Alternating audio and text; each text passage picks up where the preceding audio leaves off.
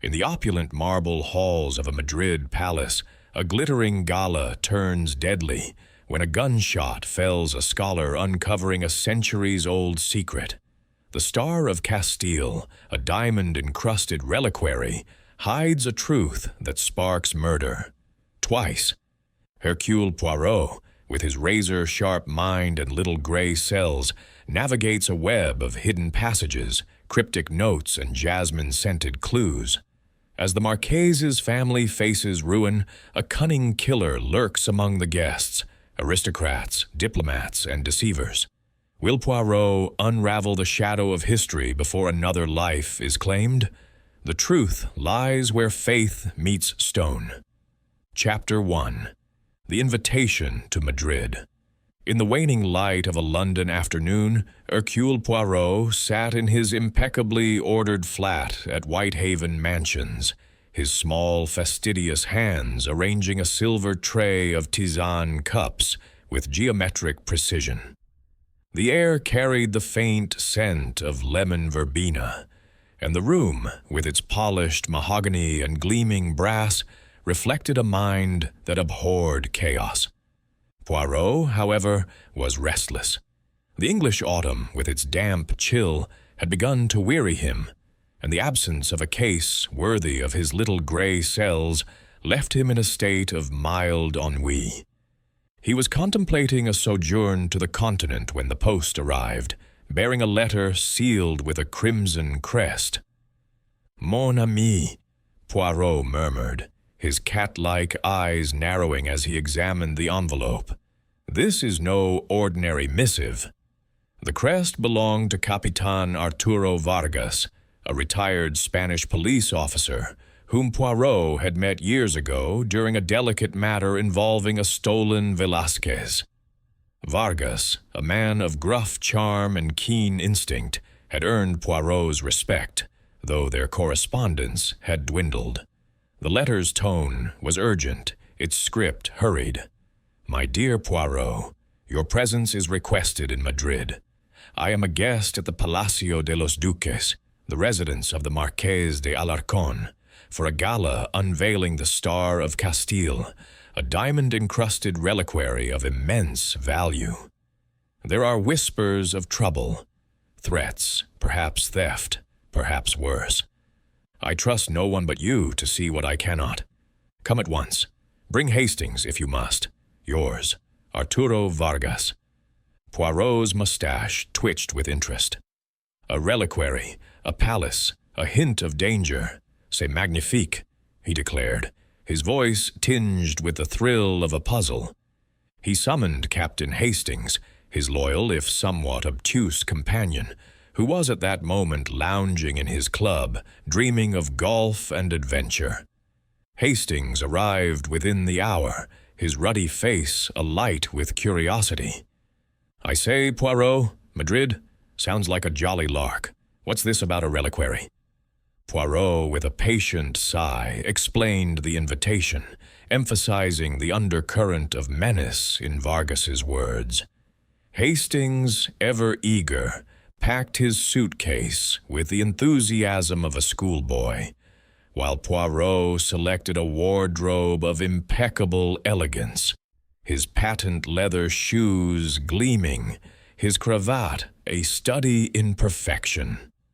The journey to Madrid was swift, the Orient Express carrying them through the patchwork fields of France and over the Pyrenees, where the landscape grew rugged and sun-bleached.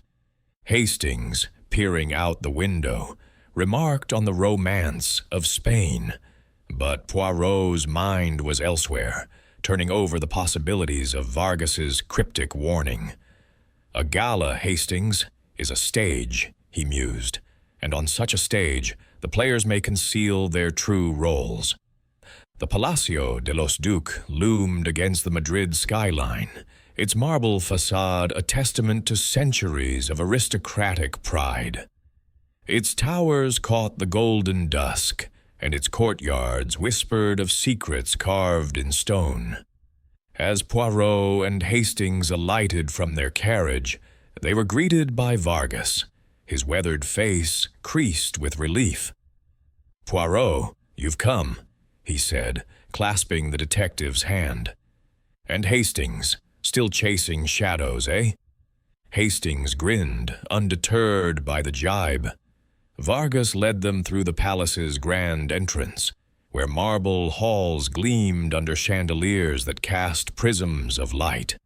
The air was thick with the scent of roses and wax polish, and the murmur of arriving guests filled the space.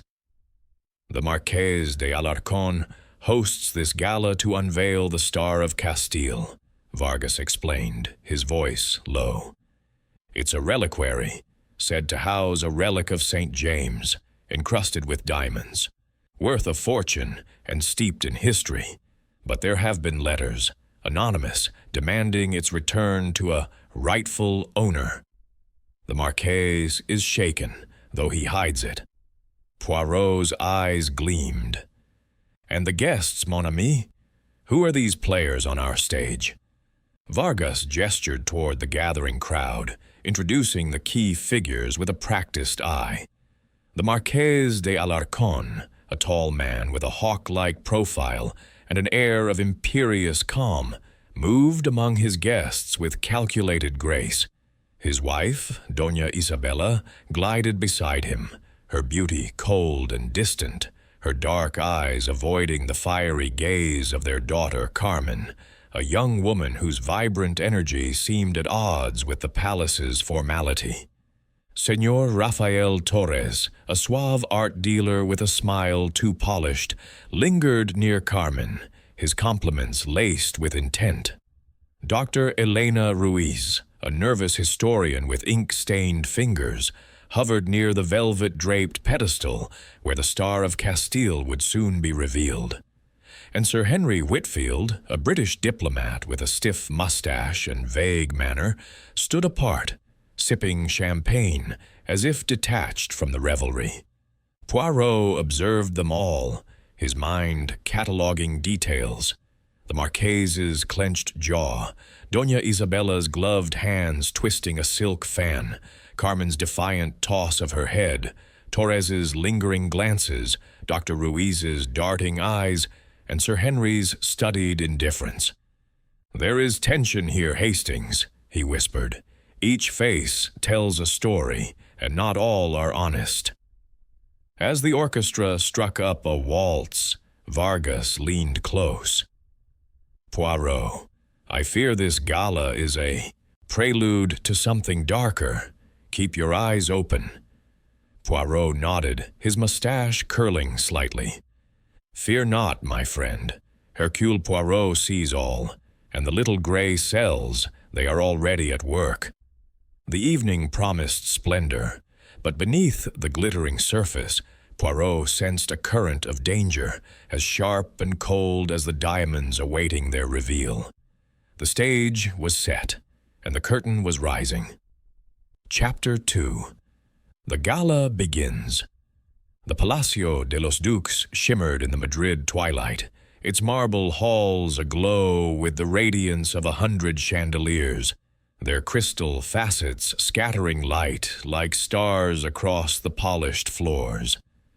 The air was alive with the strains of a string quartet, the cling of champagne flutes, and the murmur of voices draped in wealth and intrigue.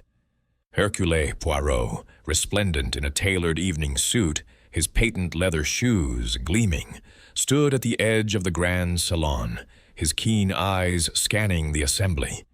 Beside him, Captain Hastings, ever the enthusiast, adjusted his tie and whispered, "I say, Poirot, this is quite the show, like something out of a novel." Poirot's mustache twitched, a faint smile betraying his amusement. "A novel, Hastings? No, this is a drama, and we are but spectators, until the plot demands our intervention." The gala was in full swing, a spectacle of opulence hosted by the Marqués de Alarcón to unveil the Star of Castile, a diamond-encrusted reliquary said to cradle a relic of St. James. The artifact, shrouded in velvet on a pedestal at the salon's heart, drew curious glances from the guests, each of whom Poirot observed with the precision of a watchmaker. The Marquess himself moved through the crowd, his angular face a mask of aristocratic composure, though his eyes betrayed a flicker of unease. His wife, Doña Isabella, glided beside him, her emerald gown a stark contrast to her icy demeanor, her gloved hands clutching a fan as if it were a shield. Their daughter, Carmen, a vision in scarlet, laughed too loudly at the attentions of Señor Rafael Torres, the art dealer whose charm was as polished as the marble beneath their feet. Dr. Elena Ruiz, the historian, hovered near the pedestal, her spectacles slipping as she scribbled in a small notebook, her movements jittery. Sir Henry Whitfield, the British diplomat, stood aloof by a gilded column, his champagne untouched, his gaze distant yet oddly watchful. Poirot's friend, Capitan Arturo Vargas, joined them, his weathered face taut with concern. "Poirot, have you noticed the undercurrent?" he murmured, his voice barely audible over the music. The Marquess received another letter this morning, anonymous, demanding the reliquary's return. It mentioned justice and blood. Poirot's eyes narrowed, his mind seizing the detail. Justice, you say? A word that cloaks many motives, revenge, greed, or perhaps a secret buried in history.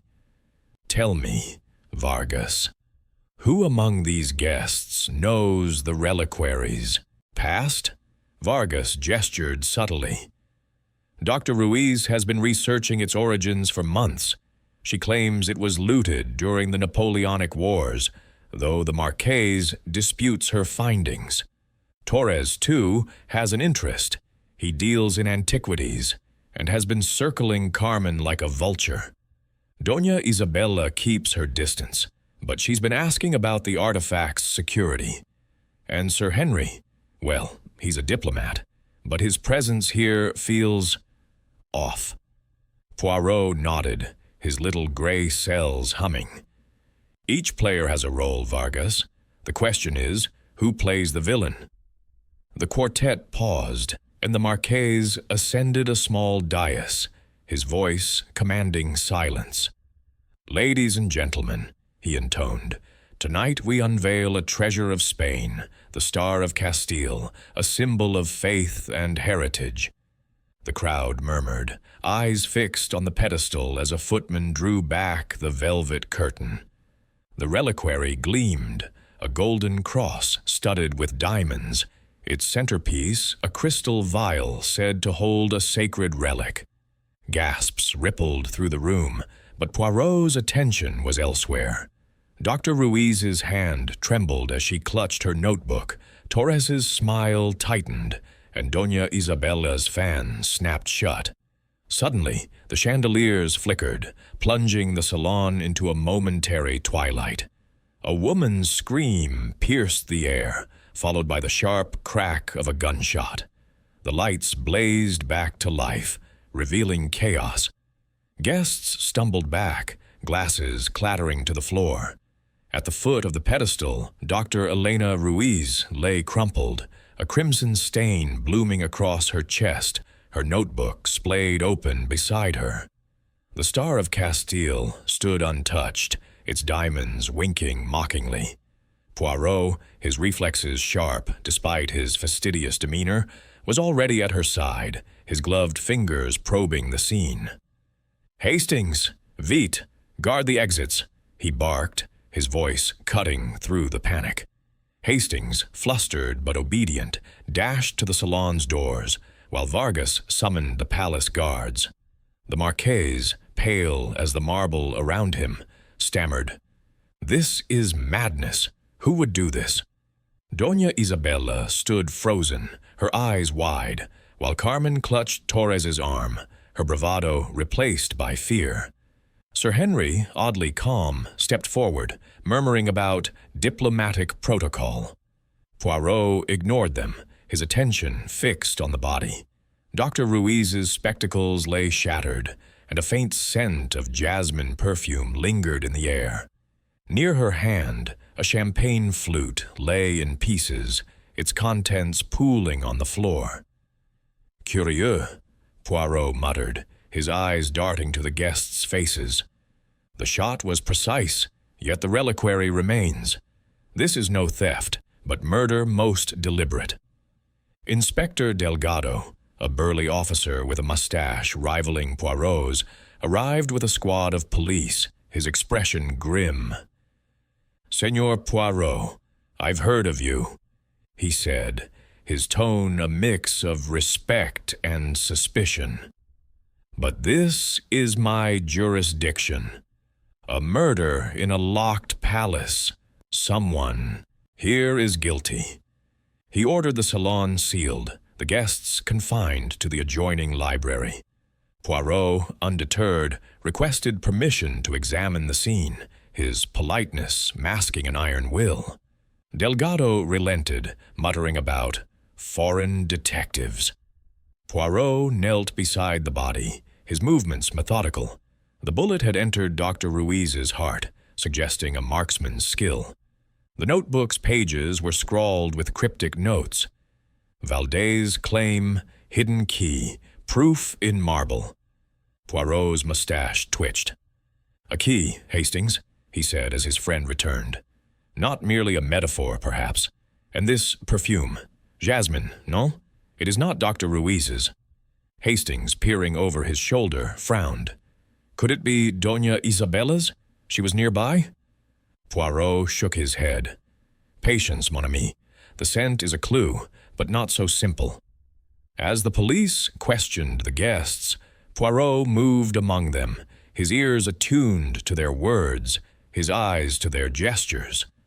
The Marquess, recovering his composure, insisted Dr. Ruiz's research was academic nonsense, though his hands betrayed a tremor. Doña Isabella, questioned about her whereabouts, claimed she was adjusting her gown in a side room, her voice brittle. Carmen, defiant, admitted to a heated exchange with Dr. Ruiz earlier, accusing her of slandering her family's honor. Torres, his charm unshaken, said he was lost in the crowd, his eyes flicking to Carmen. Sir Henry, when pressed, vaguely recalled stepping onto the terrace for air, his diplomatic reserve impenetrable. Poirot returned to the pedestal, noting its position near a tapestry-covered wall. A faint draught stirred the fabric, and his fingers traced a seam in the marble. "Hastings, regardez," he whispered, pressing the panel. It yielded slightly, revealing a narrow passage, its darkness swallowing the light. "A secret way," Poirot said, his voice low.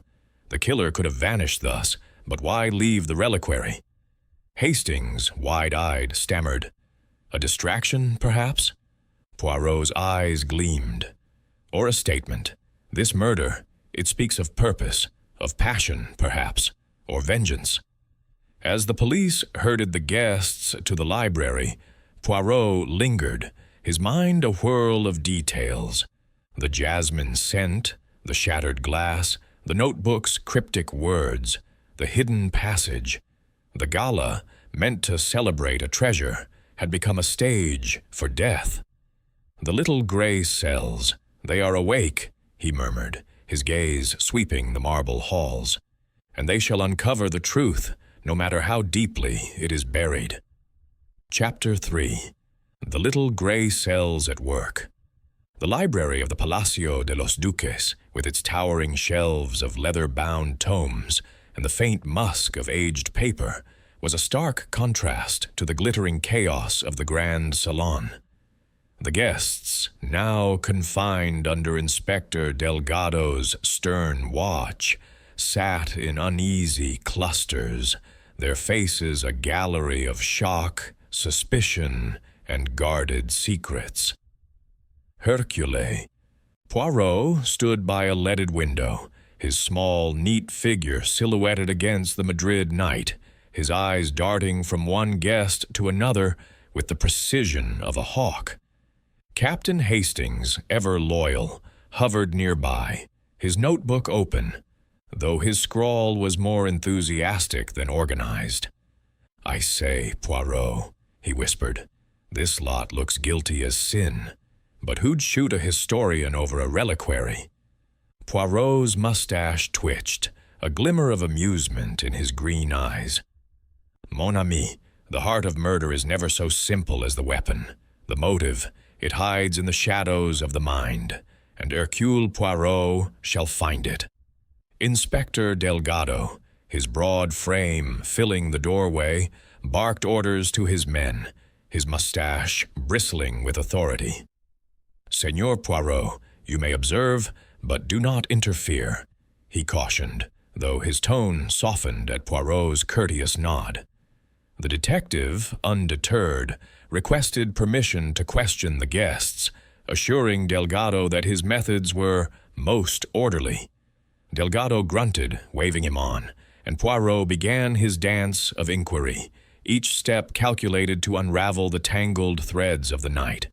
First, he approached the Marquis de Alarcon, who stood by a fireplace, its flames casting sharp angles across his hawk-like face. "Senor Marquis," Poirot began, his voice smooth as silk. "This Dr. Ruiz, she was your guest, yet her research troubled you, n'est-ce pas?" The Marquis's eyes flickered, but his voice was steady. "She was a scholar, nothing more. Her theories about the Star of Castile, fanciful nonsense about it being stolen centuries ago, were an insult to my family's honor. But murder, absurd." Poirot noted the man's clenched fists, the slight tremor betraying his calm. "And where were you, monsieur, when the lights failed?" The Marquis hesitated. "I was greeting guests near the dais. The shot, I heard it, but saw nothing." Poirot smiled thinly, storing the answer in his meticulous mind. Next, he turned to Doña Isabella, who sat rigidly on a velvet settee, her emerald gown pooling like a shadowed lake. Her fan lay still, but her dark eyes met Poirot's with a guarded intensity. "Madame," he said, bowing slightly, "you were absent from the salon during the unveiling, non?" Her lips tightened. "I was in the powder room, adjusting my gown. These affairs are taxing." Poirot's nose twitched, catching the faint scent of jasmine on her handkerchief, the same scent he had detected near Dr. Ruiz's body. "Curieux," he murmured. "This perfume, it is yours?" Doña Isabella's hand froze. "Many women wear jasmine, Monsieur Poirot. It proves nothing." Her voice was ice, but her eyes betrayed a flicker of fear. Carmen, the Marquis's daughter, was less composed, her scarlet dress a vivid contrast to her flushed cheeks as she paced near a bookcase. "Mademoiselle," Poirot said, his tone gentle yet probing, "you argued with Dr. Ruiz tonight, did you? Not?" Carmen's eyes blazed. "She called our family thieves, said the reliquary belonged to some forgotten clan. I told her to keep her lies to herself, but I didn't kill her." Her voice cracked, and Senor Rafael Torres, lounging nearby, interjected with a suave smile. "Carmen is passionate, Monsieur Poirot, but harmless. I was with her most of the evening. Charming company, no?" Poirot's gaze sharpened. "And you, Senor Torres, where were you when the shot was fired?" Torres shrugged, his charm unshaken. "Mingling as one does. The crowd was thick. I saw nothing." His eyes, however, lingered on Carmen a moment too long. Sir Henry Whitfield, the British diplomat, stood apart, his stiff posture at odds with the room's tension. "Sir Henry," Poirot said, approaching with a disarming smile. "You were on the terrace, perhaps, when the lights failed?" Sir Henry blinked, his mustache twitching. "Yes, I stepped out for air. The salon was stifling. I heard the shot, but was too far to see anything." His vagueness was studied, and Poirot noted the faint mud on his polished shoes, unusual for a man so fastidious. As the interviews concluded, Hastings drew Poirot aside, his voice low. "I've found something, Poirot. Behind the tapestry near the pedestal, there's a panel, and it leads to a passage." Poirot's eyes gleamed. "Formidable, Hastings. You have the nose of a bloodhound, if not the method." They slipped from the library, evading Delgado's notice, and examined the tapestry. The panel, cunningly hidden, opened to a narrow corridor, its stone walls damp and cool. "The killer could have escaped this way," Hastings whispered, but Poirot shook his head. "Escape, perhaps, but why leave the reliquary? No, this passage is part of the puzzle, not the solution." Back in the library, Poirot's attention turned to Dr. Ruiz's notebook, now in Delgado's custody.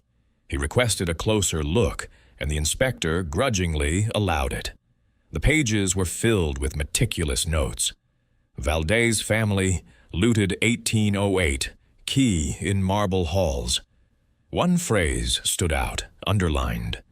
"Proof hidden where faith meets stone." Poirot's fingers traced the words, his mind racing. "This notebook, it is the heart of the matter," he murmured. Dr. Ruiz knew something dangerous, something worth killing for. He noticed, too, that a page had been torn out, its jagged edge a silent accusation. As the guests shifted uneasily under Delgado's glare, Poirot gathered more clues. A footman recalled seeing Dr. Ruiz arguing with Torres earlier, something about false provenances. A maid mentioned Doña Isabella's frequent visits to the palace's upper rooms, far from the powder room. And Vargas, pulling Poirot aside, confided a new detail. "The Marquise admitted to me that Dr. Ruiz had demanded a private meeting tonight, claiming she had evidence that could ruin him." Poirot's eyes narrowed. "Evidence, Vargas? Then we seek not just a killer, but a secret." The library grew stifling, the weight of suspicion pressing on all. Poirot, however, was in his element, his little gray cells weaving connections between the jasmine scent, the hidden passage, the torn page, and the cryptic notes. "Hastings," he said softly, "this murder is a tapestry, and each thread leads to the truth. We must follow them all, with order and method." Hastings nodded, though his mind reeled at the complexity. "But who, Poirot? They all have alibis." "Sort of." Poirot's smile was enigmatic. "Alibi, mon ami, are like mirrors. They reflect what we wish to see, until we tilt them just so." As the clock struck midnight, the palace seemed to hold its breath, the marble halls silent witnesses to a crime that Poirot vowed to unravel. The guests, the clues, the secrets, all were pieces in a game only he could play. "The little gray cells," he whispered, "they never fail." Chapter 4. The Shadow of History. The dawn light filtered through the high windows of the Palacio de los Duques, casting pale streaks across the marble floors, where the echoes of the previous night's horror still lingered. Hercule Poirot, immaculate despite the hour, stood in the grand salon, his small hands clasped behind his back, his eyes fixed on the velvet-draped pedestal where the Star of Castile gleamed untouched.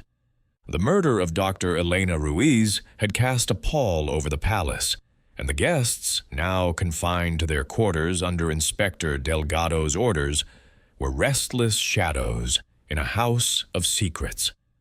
Captain Hastings, bleary-eyed but eager, joined Poirot, his notebook clutched like a talisman. "I say, Poirot," he ventured, "this business is getting murkier. A hidden passage, a missing page. Where do we even start?" Poirot's mustache curved slightly, a sign of his mind's ceaseless activity. We start, mon ami, with the past, for it is in history that this crime finds its roots. Poirot proposed a visit to Dr. Ruiz's lodgings in Madrid's Old Quarter, a modest flat where her research might yield clues. Inspector Delgado, grudgingly impressed by Poirot's persistence, permitted the excursion, provided Vargas accompanied them. The trio set out in a carriage, the city's cobbled streets bustling with early morning vendors. Dr. Ruiz's flat, tucked above a bookseller's shop, was a scholar's haven. Shelves groaned under tomes on Spanish history, papers spilled across a desk, and a single candle, burned low, hinted at late-night work. Poirot's eyes scanned the room with surgical precision, noting a photograph of Dr. Ruiz at an archaeological dig, her face alight with discovery. "She was a woman of passion," he murmured, "and such passion invites danger." Among the papers, Poirot found a folder labeled Star of Castile. Inside were notes in Dr. Ruiz's meticulous hand, detailing the reliquary's journey from a Castilian monastery to the Marques's family during the Napoleonic Wars. One passage stood out. House of Valdez, rightful owners, dispossessed 1808. Evidence suggests a hidden document concealed within the reliquary, proving their claim. Another note mentioned a key in the marble halls, echoing the cryptic phrase from her notebook. Hastings, peering over Poirot's shoulder, frowned. The Valdez family? Never heard of them?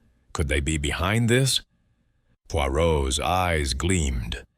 Perhaps Hastings, or perhaps someone wishes to resurrect their claim, or bury it forever. As Vargas searched a trunk, he unearthed a letter, its wax seal broken, addressed to Dr. Ruiz from an anonymous sender. It read, "Cease your inquiries, or the truth will cost you dearly." The postmark was recent, dated a week before the gala. Poirot's fingers traced the paper, his mind weaving connections. "This threat, it is no idle jest," he said. Dr. Ruiz was close to a revelation, one that threatened someone's honor or fortune. Vargas nodded grimly. The Marques's family has held the reliquary for generations. If it was stolen, as she claimed, it could ruin them. They returned to the palace, where the morning's calm was shattered by a new horror. A footman, pale and stammering, led them to the library, where Señor Rafael Torres lay sprawled across a Persian rug, his face contorted, a silk cord tight around his neck. A torn page from Dr. Ruiz's notebook was clutched in his hand, its ink smudged but legible. Key, hidden where faith meets stone.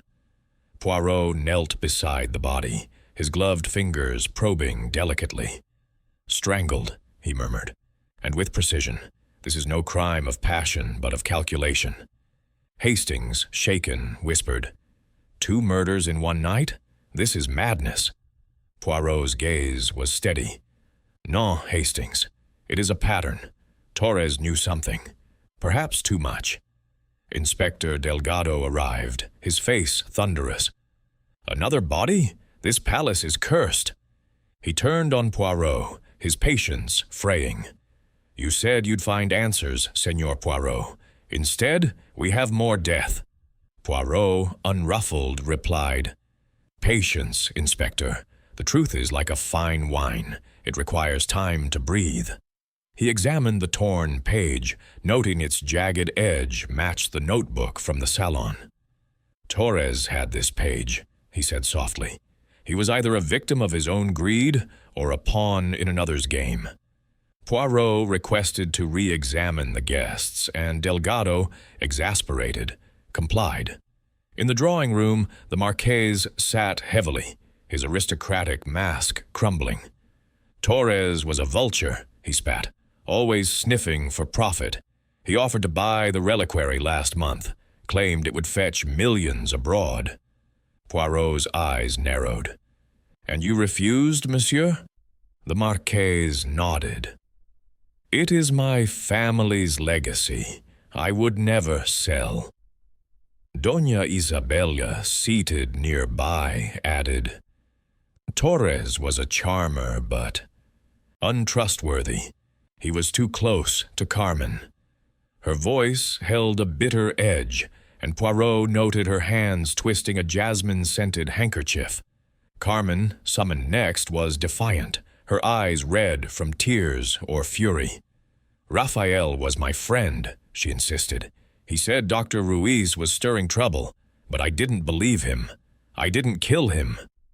Her passion was genuine, but Poirot observed her trembling hands, suggesting fear as much as grief. Sir Henry Whitfield, questioned last, maintained his diplomatic reserve. Torres was a speculator, he said coolly. Such men make enemies. I was in my room all morning writing dispatches. His shoes, Poirot noted, were now clean, the mud from the previous night gone. As the interviews ended, Vargas pulled Poirot aside. There's talk among the staff, he whispered. Torres was seen in the upper halls last night, near the reliquaries display before the gala, and Doña Isabella, she was there too, earlier, alone. Poirot's mind seized the detail, cross-referencing it with the jasmine scent and the hidden passage. The threads, they tighten, he murmured. He requested to inspect the reliquary itself, and Delgado, though skeptical, allowed it. In the salon, Poirot examined the Star of Castile, its diamonds catching the light like frozen tears. His fingers traced its golden frame, pausing at a small, ornate lock. The key, he said softly, recalling Dr. Ruiz's notes. It is not merely a metaphor. He turned to Hastings. We must search, mon ami, for where faith meets stone. The answer lies within these walls. Hastings, ever practical, suggested the chapel, but Poirot shook his head. Not yet. The marble halls, they hold the secret. As they left the salon, Poirot's mind churned, the murders of Dr. Ruiz and Torres forming a mosaic of motive and opportunity. The Valdez claim, the hidden key, the torn page, all pointed to a truth buried in the palace's history. The little gray cells, he said to Hastings, they see the pattern, but not yet the whole. We are close, but danger is closer still. The palace, with its gleaming marble and shadowed corners, seemed to watch, waiting for Poirot to unravel its deadly riddle. Chapter 5. The Hidden Key. The midday sun streamed through the arched windows of the Palacio de los Duques, its rays glinting off the marble floors. Yet the grandeur of the palace felt oppressive, weighed down by the twin specters of murder. Hercule Poirot stood in the Grand Salon, his small, precise figure dwarfed by the towering columns, his eyes fixed on the Star of Castile, which gleamed on its velvet pedestal, untouched yet central to the unfolding tragedy. Captain Hastings, ever at his side, fidgeted with his tie, his face a mixture of awe and unease. Poirot, 2 murders in as many days, he said, his voice low. This place is a death trap. Do you think the killer's after the reliquary itself? Poirot's mustache twitched, his green eyes alight with the fire of deduction. Non, mon ami, the reliquary is the stage, not the prize. The true motive lies deeper, in secrets, in history, in the hearts of those who walk these halls. Poirot's mind buzzed with the clues accumulated thus far. The jasmine-scented handkerchief, the hidden passage, the torn page from Dr. Elena Ruiz's notebook, and the cryptic reference to a key where faith meets stone. The murder of Señor Rafael Torres, strangled with a silk cord, suggested a killer both ruthless and precise, one who feared exposure. Poirot, with his unerring instinct for order, resolved to find the key mentioned in Dr. Ruiz's notes, suspecting it was a literal object tied to the reliquary's secrets. He turned to Capitan Arturo Vargas, who joined them, his weathered face etched with fatigue. "Vargas, we must search the palace," Poirot declared. "This key, it is no metaphor. It is hidden here, and it unlocks more than a lock." With Inspector Delgado's reluctant approval, Poirot, Hastings, and Vargas began their search, focusing on the palace's upper floors, where the staff had reported sightings of Torres and Doña Isabella before the gala. The corridors were a labyrinth of gilt-framed portraits and tapestries, each corner heavy with the weight of centuries. Poirot's eyes darted to every detail, from the intricate cornices to the polished balustrades, seeking a place where faith meets stone. Hastings, ever practical, suggested the palace chapel, but Poirot shook his head. "The chapel is too obvious, mon ami. Dr. Ruiz was a scholar. She thought in symbols, in secrets." Their search led them to a dusty attic, its air thick with the scent of old wood and neglect. Among crates of forgotten relics, Poirot's attention was drawn to a chandelier, unlit and draped in cobwebs, its base carved with a faint cross, a symbol of faith. His gloved fingers probed the carving, and with a soft click, a small compartment opened, revealing an ornate brass key, its design matching the reliquary's lock. "Voilà!" Poirot exclaimed, holding it aloft. "The key, hidden where faith meets stone, the stone of this chandelier's base." Hastings gaped while Vargas muttered, "Incredible. But what does it open?" They returned to the salon, where Poirot, with Delgado's permission, tested the key on the Star of Castile. The lock clicked, and a hidden compartment within the reliquary's golden frame slid open, revealing a velvet-lined hollow. Empty. Poirot's eyes narrowed. "Curieux," he murmured. "Something was here. A document, perhaps, as Dr. Ruiz suggested, and someone has taken it." Hastings frowned. "Torres? He had that torn page." Poirot nodded. "Perhaps. Or perhaps the killer sought to silence those who knew of it." As they pondered the empty compartment, a commotion erupted in the library. Hastings, ever alert, dashed ahead, with Poirot and Vargas following.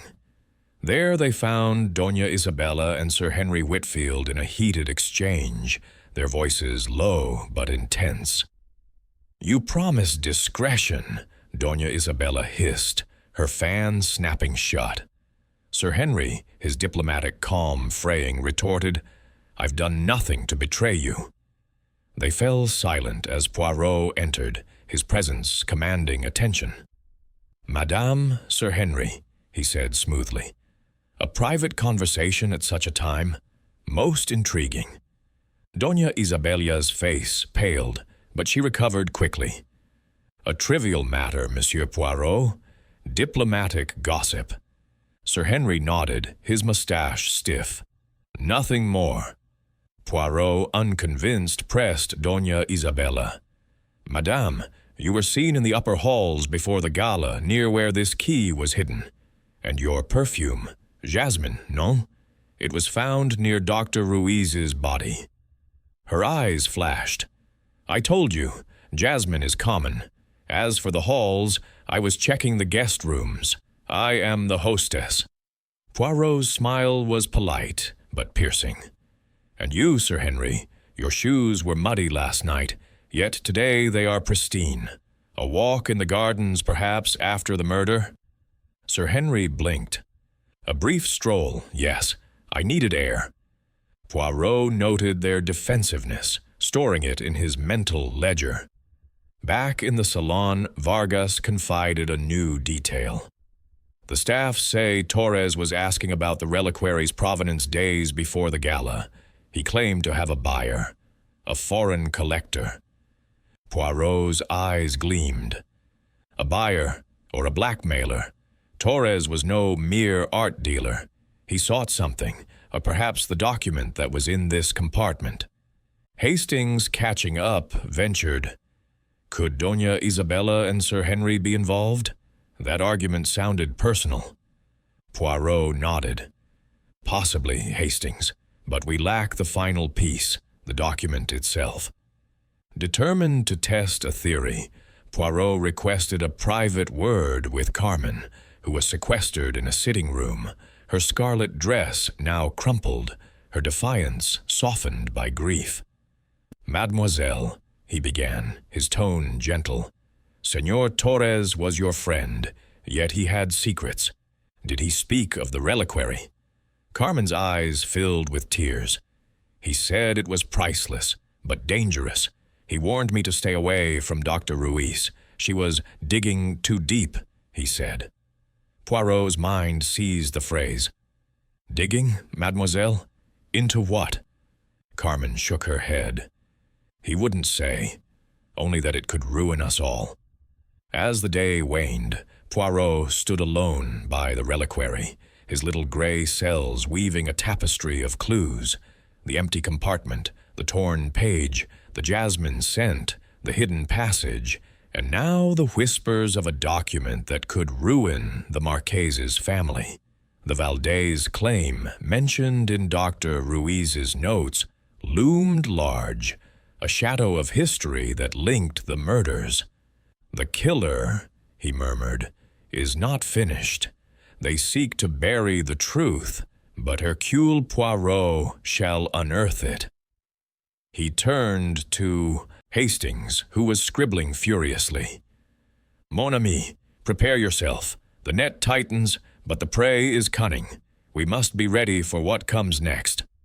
Hastings, though bewildered, nodded, his trust in Poirot unshaken.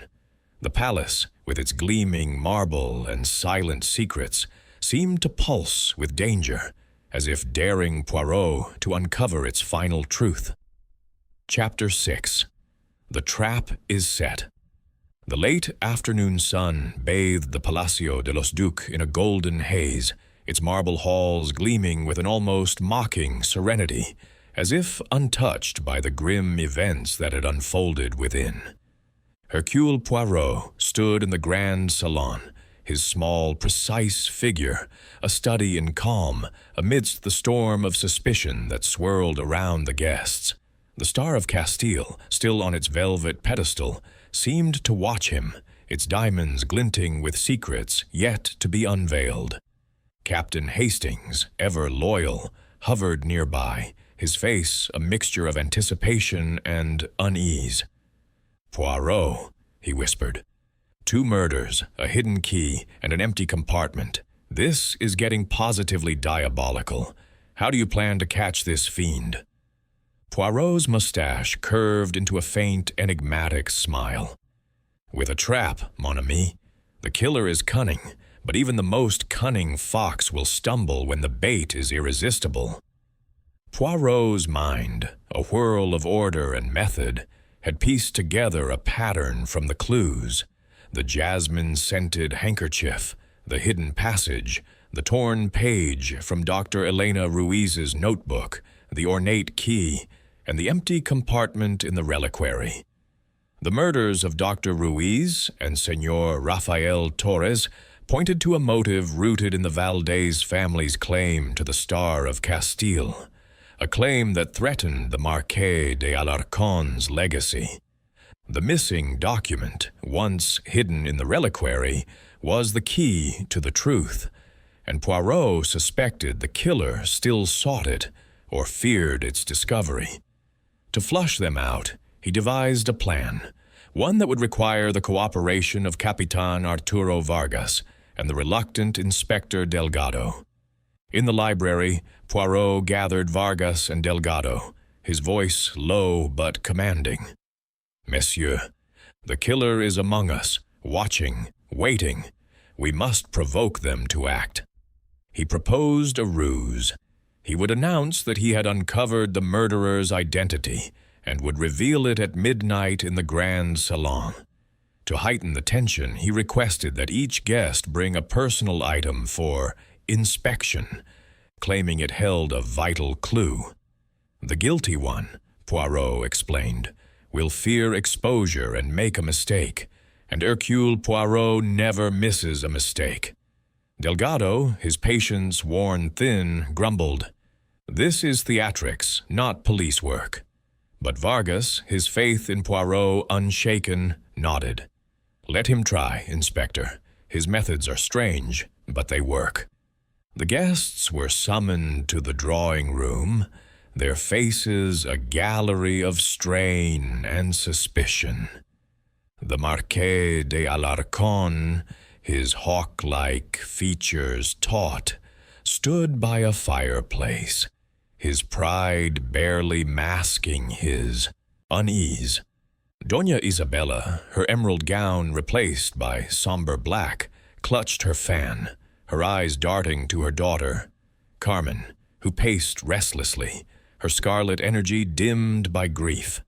Sir Henry Whitfield, the British diplomat, maintained his stiff composure, though his fingers toyed nervously with a pocket watch. Poirot, standing before them, his posture impeccable, spoke with measured gravitas. "Mesdames et messieurs, tonight at midnight in the Grand Salon, I shall name the murderer of Dr. Ruiz and Senor Torres. Each of you will bring an item of personal significance, a trinket, a letter, something you carry. It will aid my little gray cells in confirming the truth." A murmur rippled through the room. Carmen's eyes flashed. "This is absurd. You think one of us is a killer?" The Marquis silenced her with a look, but his voice was strained. "Monsieur Poirot, what is the meaning of this? My family's honor is at stake." Poirot's gaze was steady. "Honor, monsieur, is often the mask of guilt. Bring your item, and all will be clear." Doña Isabella's fan snapped shut, and Sir Henry's watch clicked loudly in the silence. Poirot noted their reactions, his mind cataloging every gesture. As the guests dispersed, Vargas pulled Poirot aside.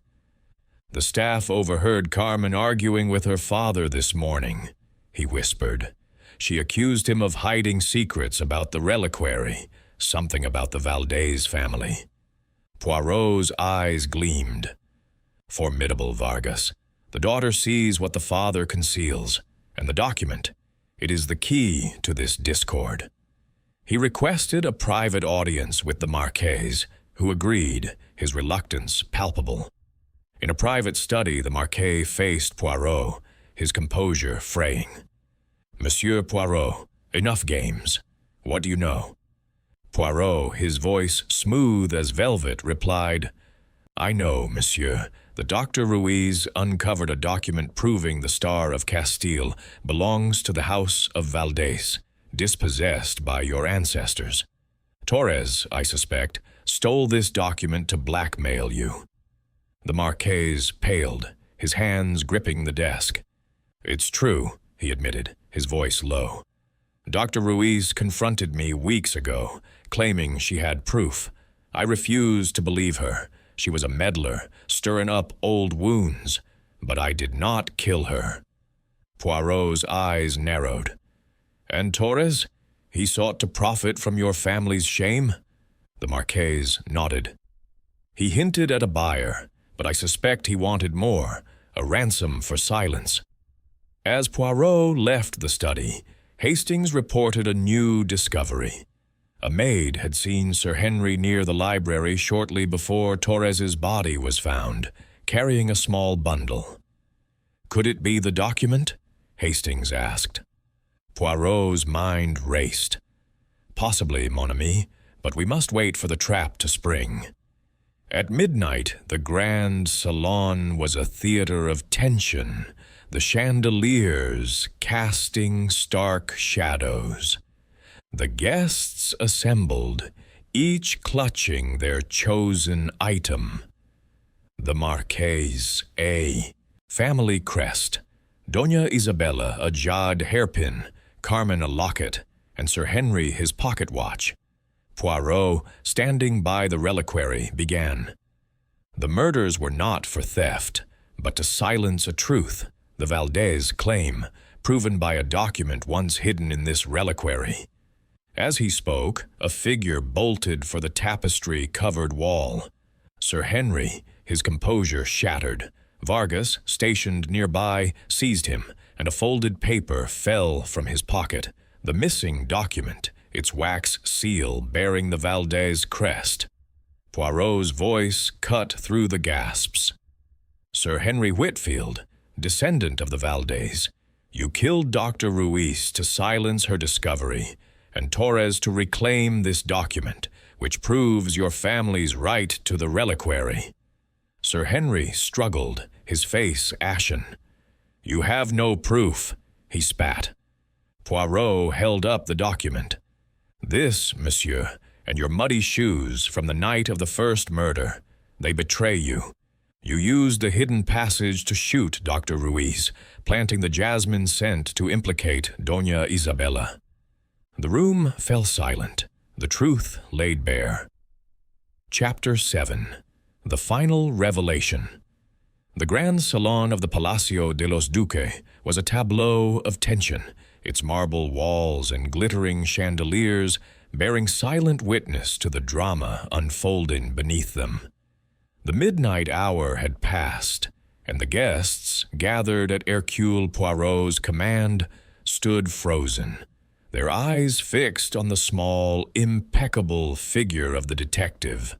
The Star of Castile gleamed on its pedestal, its diamonds a cold reminder of the bloodshed it had inspired.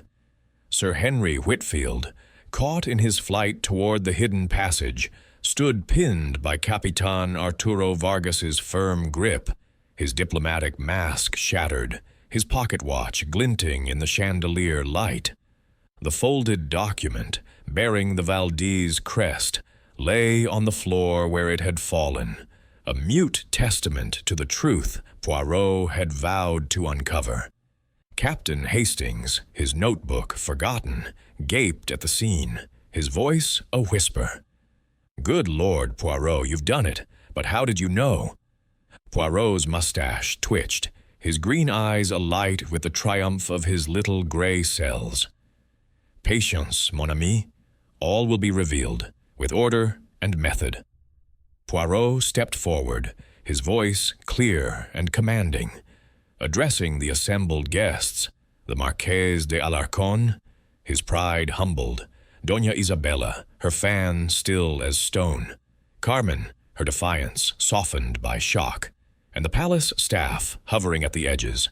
Inspector Delgado, his skepticism replaced by grudging respect, stood by, ready to act. Mesdames et messieurs, Poirot began, tonight we unmask a murderer, a killer driven not by greed, but by the weight of history and the fire of vengeance. The deaths of Dr. Elena Ruiz and Señor Rafael Torres were no random acts, but steps in a calculated dance to bury a secret and reclaim a legacy. He held up the document, its wax seal gleaming. This paper, hidden once within the Star of Castile, proves that the reliquary was stolen from the House of Valdez during the Napoleonic Wars, a theft that enriched the Alarcon family. Dr. Ruiz, a scholar of truth, uncovered this secret and sought to expose it. Señor Torres, a man of cunning, stole the document to blackmail the Marquise. And you, Sir Henry Whitfield, a descendant of the Valdez, killed to reclaim your family's honor and silence those who knew too much. Sir Henry's face contorted, his voice a snarl. You have no evidence, Poirot. This is conjecture. Poirot's smile was serene, his logic unyielding. Non, monsieur, it is fact. Let us reconstruct the crime, step by step, as the little gray cells have done. He turned to the guests, his narrative weaving a net no one could escape.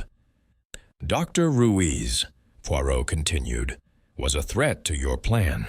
Her research, detailed in her notebook, pointed to the Valdez claim. On the night of the gala, you used the hidden passage behind the tapestry, a relic of this palace's history, to approach the pedestal unseen. When the lights flickered, a distraction you arranged, you shot Dr. Ruiz with a silenced pistol, her heart pierced with precision. The jasmine scent, taken from a vial you carried, was planted near her body to implicate Doña Isabella, whose perfume you knew. Doña Isabella gasped, her hand rising to her throat, but Poirot pressed on.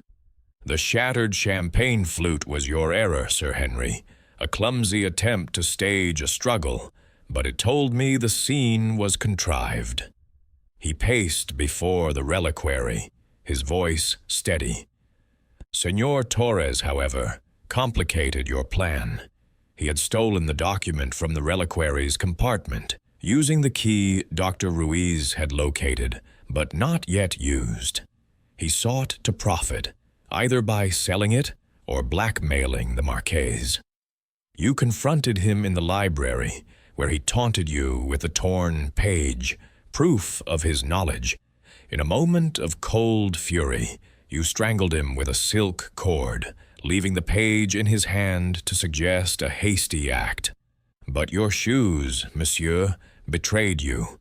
Mud from the terrace, where you stood to plan your first murder, was gone by morning, cleaned to hide your movements. The Marquise, his voice hoarse, interjected.